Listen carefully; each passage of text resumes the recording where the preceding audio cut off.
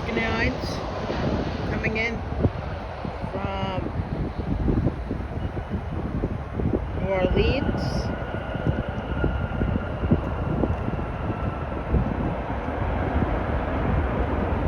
You know that flight I was talking about? The flight number American Airlines Flight 970. 18 minutes away. It's making that approach that it's going to be on 8. Runway 8. Hopefully, though, it'll do it on 8 right, so we'll be able to catch his arrival. But, I'm not guaranteeing. But if it goes down and then it does the loop, we're good. We have it on 9.